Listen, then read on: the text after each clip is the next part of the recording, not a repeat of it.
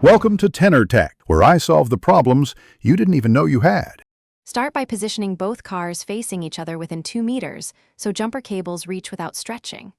Set parking brakes, put both transmissions in park or neutral, and turn off all electronics.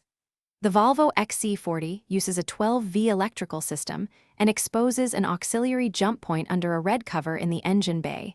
Locate the positive marked plus and a clean chassis ground or negative terminal. Wear safety glasses and gloves, and inspect batteries for damage, leaks, or heavy corrosion before you touch cables. With both vehicles off, unfold 2-meter heavy-gauge jumper cables and keep clamps separated.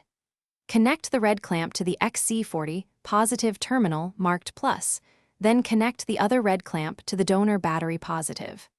Next, attach the black clamp to the donor negative terminal and attach the remaining black clamp to an unpainted chassis ground on the XC40 away from the battery. Do not connect directly to the XC40 negative terminal if the manual advises against it.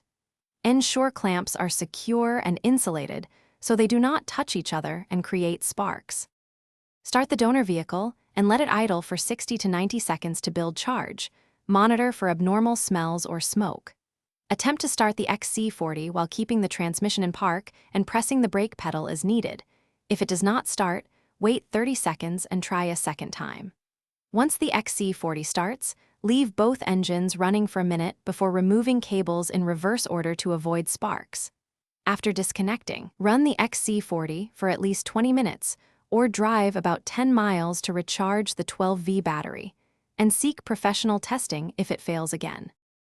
Thanks for watching. Subscribe to keep your life in tune.